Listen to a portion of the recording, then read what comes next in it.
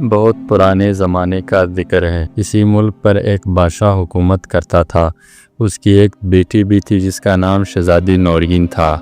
شہزادی نورین بے حد حسین اور خوبصورت تھی۔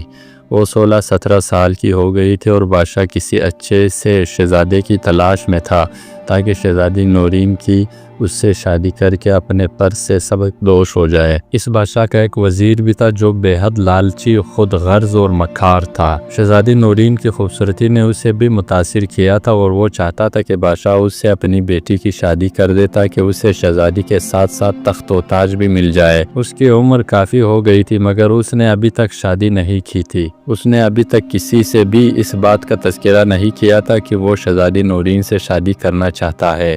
ایک روز جب خوب تیز بارش ہو رہی تھی تو وزیر نے سوچا کہ یہ بارش تھم جائے تو وہ بادشاہ سے ملنے کے لیے اس کے محل میں جائے گا اور اس سے درخواست کرے گا کہ وہ اپنی شہزادی کے ساتھ اس کی شادی کر دے۔ شام کو بارش رک گئی۔ وزیر خوب بن ٹھن کر اپنے مکان سے نکلا اور بادشاہ کے محل کی طرف چل دیا۔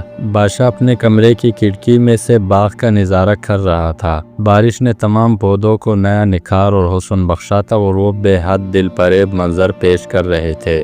جب وزیر بادشاہ کے کمرے میں داخل ہوا تو اسے دیکھ کر بادشاہ خوش ہو گیا اور اسے بولا، "او بیٹھو، ہم تمہیں ابھی یاد ہی کر رہے تھے۔" وزیر اس کا خوشگوار موڈ دیکھ کر دل ہی دل میں خوش ہونے لگا۔ اسے یہ امید ہو چلی تھی کہ بادشاہ چونکہ اس سے بے حد خوش ہے اس لیے وہ اپنی شہزادی کی شادی اس سے کرنے پر آمادہ ہو جائے گا۔ وہ ایک مخمل کی آرام دہ کرسی پر بڑے ادب سے سر جھکا کر بیٹھ گیا۔ بادشاہ نے اس کی طرف دیکھتے ہوئے کہا، "اے وزیر با تدبیر، ہماری شہزادی اب بڑی ہو گئی ہے۔ ہم نے اس کی شادی کرنے کا فیصلہ کر لیا ہے۔" وزیر اپنی مسرت چھپاتے ہوئے بولا، "عالی جاں، آپ نے بالکل درست فیصلہ کیا ہے۔ لڑکی ذات تو ویسے ہی ایک بوجھ ہوتی ہے۔ یہ بوجھ جتنی جلدی ہو سکے سر سے اتر جانا چاہیے۔ آج کل کے زمانے میں اچھے لڑکوں کی کتنی کمی ہے آپ اچھی طرح جانتے ہیں، مگر میں آپ کو یقین دلاتا ہوں کہ…" بادشاہ نے وزیر کی بات پوری طرح بھی نہ سنی اور اس کا نشانہ تپ تپا کر بولا، "شاید تم یہ کہنا چاہتے ہو کہ تم شہزادی کے لیے کوئی اچھا سا شہزادہ تلاش کرو گے۔ ہم تمہاری وفاداری سے بہت خوش ہوئے ہیں۔ اسی خوشی میں یہ ہار اور 3 دن کی چھٹی انعام میں دیتے ہیں۔" یہ کہہ کر بادشاہ نے اپنے سچے موتیوں کا ہار اتار کر وزیر کو دیا اور بولا، "ہم نے خود بھی شہزادی کے لیے ایک رشتہ ڈھونڈ لیا ہے۔ وہ ہمارے شمالی ملک کے بادشاہ کا بیٹا ہے۔ وہ آج کل یہاں آیا ہوا ہے اور ہمارا مہمان ہے۔ شہزادہ اور شہزادی ایک دوسرے سے بہت جلد گھل مل گئے ہیں۔ ہم بہت جلد دونوں کی شادی کر دیں گے۔ وہ دیکھو دونوں باغ میں ٹھل رہے ہیں۔" وزیر کے تمام سپنے ٹوٹ گئے۔ بادشاہ کی بات سن کر اس کا دل زور زور سے دھڑکنے لگا اور چہرے پر پسینہ پھوٹ پڑا۔ وہ آنکھیں پھاڑے اور منہ کھولے بادشاہ کو گورنے لگا، "ہمیں معلوم ہے اے ہمارے پیارے وزیر، تم شہزادی نورین کو بالکل اپنی بیٹی کی طرح چاہتے ہو۔ تمہاری یہ حالت بتاتی ہے کہ تمہیں اس کی جدائی کس قدر افسوس ہوا۔ ہم بھی جب یہ سوچتے ہیں کہ شہزادی ہم سے بچھڑ کر اپنے گھر چلی جائے گی تو ہماری بھی بالکل ایسی ہی حالت ہو جاتی ہے۔ صبر کرو بیٹیا تو پرایا دن ہوتی ہے۔" یہ کہتے کہتے بادشاہ کی آواز رند گئی۔ تھوڑی دیر بعد وزیر اس سے اجازت لے کر اپنے گھر آ گیا۔ اسے اس بات کا بے حد ملال تھا کہ شہزادی کی شادی اس کے بجائے ایک شہزادے سے ہو رہی ہے۔ چونکہ وزیر بے حد مکار تھا تو اس نے سوچا کہ اگر وہ اپنی چالاکی سے بادشاہ کو قتل کر دے تو اس سے یہ تخت و تاج بھی مل سکتا ہے اور شہزادی سے اس کی شادی بھی ہو سکتی ہے۔ وزیر کو ساری رات نیند نہیں آئی۔ وہ بادشاہ کو قتل کرنے کے مختلف طریقوں پر غور کرتا رہا۔ آخر اس کے ذہن میں ایک ترکیب آ ہی گئی۔ اس نے سوچا کہ وہ بادشاہ کے باورچی کو اپنے ساتھ ملا کر بادشاہ کو ایک کھانے میں کوئی زہریلی چیز ملا دے گا اور بادشاہ کے مرتے ہی وہ عارضی طور پر تخت و تاج سنبھال لے گا۔ اس کے بعد جب پوری طرح ملک کی بھاگ دوڑ سنبھال لے گا تو شہزادی نورین سے شادی کرنا کوئی مشکل کام نہیں ہوگا۔ وہ تمام باتیں سوچ کر وہ مطمئن ہو کر سو گیا۔ اگلے روز صبح محل میں بادشاہ، ملکہ، شہزادی نورین اور شہزادہ شکیل ناشتے کے لیے بیٹھے ہوئے تھے۔ بادشاہ کے چہرے پر فکر مندی اور پریشانی کے آثار تھے۔ ملکہ اس کی شکل دیکھ کر بام گئی کہ ضرور کوئی خاص بات ہے۔ اس نے جب بادشاہ سے اس بارے میں پوچھا تو بادشاہ نے بڑے دھیمے لہجے میں کہا، میں نے رات ایک بھیانک خواب دیکھا ہے کہ میں جنگل میں شکار کھیلنے گیا ہوں، وہاں مجھے تھکن سی محسوس ہوئی تو میں ایک درخت کے نیچے سستانے کے لیے بیٹھ گیا۔ وہاں بیٹھے ہوئے مجھے زیادہ دیر نہ گزری تھی کہ میرے پیچھے سے ایک کالے سیاہ رنگ کے سانپ نے بڑی تیزی سے میری طرف بڑھا اور میرے پاؤں کو ڈس کر اپنے بھل میں جا گھسا۔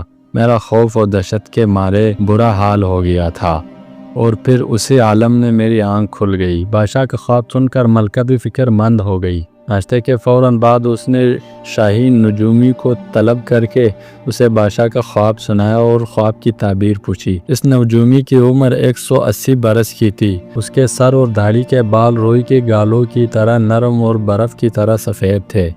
اس نے بڑے غور سے بادشاہ کا خواب سنا اور پھر اپنے ساتھ لائی ہوئی موٹی موٹی کتابوں کی ورق گردانی کرنے کے بعد وہ کچھ حساب کتاب کرنے لگا۔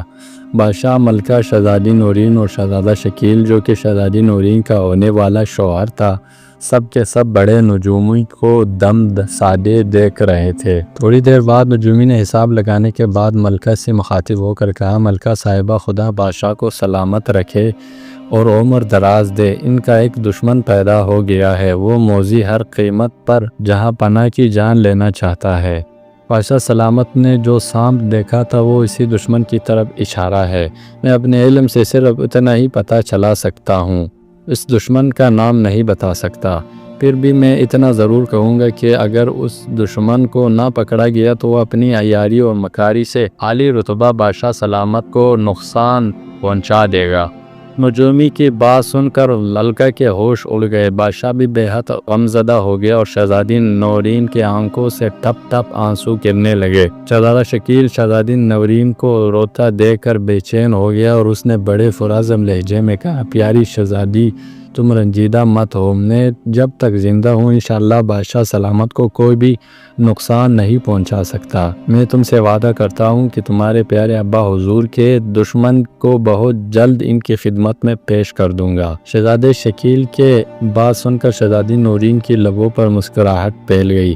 بادشاہ اور ملکہ نے بھی اطمینان کی سانس لیا۔ انہیں امید تھی کہ شہزادہ شکیل اس دشمن کو پکڑنے میں ضرور کامیاب ہو جائے گا۔ بادشاہ وہاں سے اٹھ کر دربار چلا گیا کیونکہ دربار کا وقت ہو گیا تھا۔ ملکہ اپنے دوسرے کاموں میں مصروف ہو گئی اور شہزادی نورین کی چند سہیلیاں آ گئی تھی، وہ ان کے ساتھ باتیں کرنے لگی۔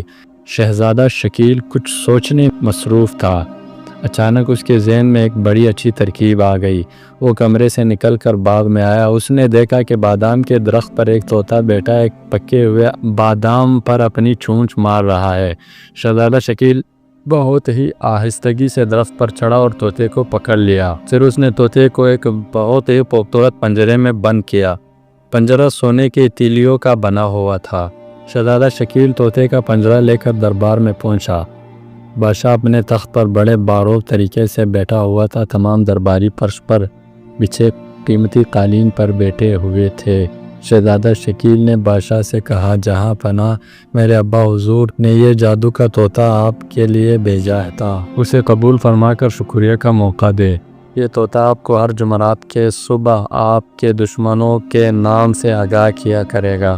کل جمعرات ہے، یہ جس شخص کا بھی نام لے سمجھ لیجئے گا کہ وہ آپ کا جان کا دشمن ہے۔ بادشاہ سمجھ گیا کہ شہزادہ شکیل اس کے دشمن کو پکڑنے کی فکر میں ہے۔ اس نے پنجرہ لے کر اپنے پاس رکھ لیا۔ تمام درباری اتنا بہترین اور عجیب و غریب طوطا دیکھ کر واہ واہ کرنے لگے، مگر وزیر کی حالت غیر ہو گئی۔ اسے اپنی جان خطرے میں نظر آنے لگی۔ چونکہ وہ ہی بادشاہ کا دشمن تھا اس لیے وہ اس جھوٹ موٹ کے جادو کے طوطے سے خوفزدہ ہو گیا تھا۔ دربار سے فارغ ہو کر بادشاہ نے طوطے کا پنجرہ باغ میں سیب کے درخت پر لٹکا دیا۔ رات ہوئی تو وہ سب لوگ سونے کے بجائے ایک کمرے میں چھپ کر باغ کی نگرانی کرنے لگے۔ آدھی رات گزرنے کے بعد انہوں نے دیکھا کہ وزیر باغ کی دیوار پھاند کر اندر کھودا اور طوطے کے پنجرے کو درخت سے اتارنے لگا۔ اس کے ہاتھ میں ایک چمکتا ہوا خنجر تھا۔ وزیر نے سوچا تھا کہ وہ طوطے کا خاتمہ کر دے گا، بادشاہ کے سامنے اس کا نام نہ لے سکے، مگر اس نے جیسے ہی پنجرے کا دروازہ کھولا ویسے ہی بادشاہ، ملکہ شہزادی نورین اور شہزادہ شکیل کمرے سے نکل کر اس کے سامنے پہنچ گئے۔ شہزادہ شکیل نے کہا، بادشاہ سلامت، آپ کا دشمن پکڑا گیا۔ یہی وہ شخص تھا جو آپ کی موت کی گھاٹ اتارنے کے منصوبے بنا رہا تھا۔ بادشاہ کی آنکھیں غصے سے انگارہ ہو گئی، وزیر کی گمگمی بند ہو گئی، وہ خوف کے مارے تھر تھر کانپ رہا تھا۔ بادشاہ نے اسی وقت چند سپاہیوں کو بلوا کر وزیر کو گرفتار کر لیا۔ وزیر نے اپنا جرم مان لیا تھا اور اس جرم کی وجہ سے اس کی ساری دولت ضبط کر کے اسے ملک بدر کر دیا گیا۔ ملکہ اور بادشاہ شہزادہ شکیل کی ذہانت سے بہت خوش تھے۔ چند دنوں بعد شہزادی نورین اور شہزادہ شکیل کی شادی ہو گئی اور دونوں ہنسی خوشی زندگی گزارنے لگے۔